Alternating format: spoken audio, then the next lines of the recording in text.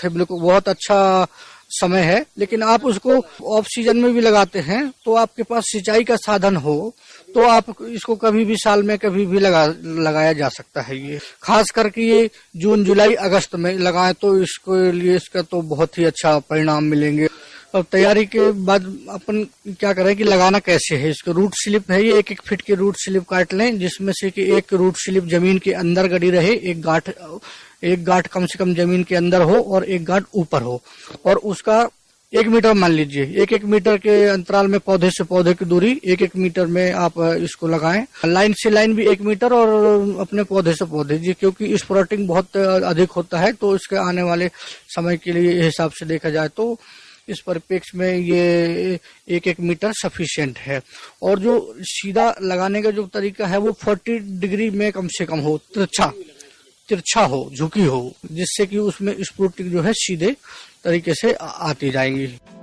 किसान भाइयों, नेपियर घास की फसल से हरे चारे का अधिक उत्पादन लेने के लिए फसल को खरपतवारों से मुक्त रखना तो जरूरी होता ही है। साथ ही साथ फसल की सिंचाई और सही समय पर चारे की कटाई पर भी विशेष ध्यान देने की जरूरत है। इसलिए आप इन कार्यों को करते समय सावधानी रखें।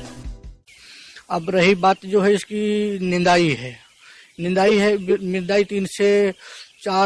3 से 4 सप्ताह में कर देना चाहिए, जिससे कि गाजर घास है या कुछ लेंटाना है, ये इस तरह से कुछ खरपतवार जैसा आ जाते हैं तो इन सबको बीच बीच में निकालते रहना चाहिए, जिससे कि उनका ग्रोथ जो है ऑटोमेटिकली बहुत अच्छा से होता रहेगा। देखिए किसान भाइयों, अब बात आती है कि जल प्रबंधन।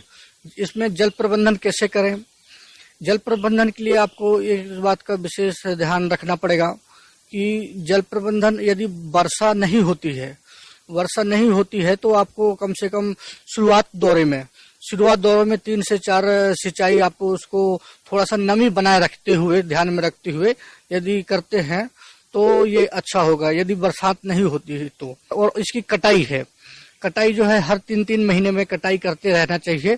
उसको कम से कम ये जो है कि 2 फीट नीचे छोड़कर ही इसकी कटाई करते रहें, तो इससे कम से कम प्रोडक्शन 200 से 400 कुंटल उपज आपको निश्चित तौर पर मिलना तय है। किसान भाई ये क्या करते हैं कि इसको जो ये पत्तियां हैं मुख्य रूप से उसमें एक ऑक्जेलिक एसिड नामक अम्ल पाया जाता है, जिससे कि वो दुधारू पशुओं को, भैंसों को, इनकी दूध बढ़ाने की क्षमता का कार्य करता है।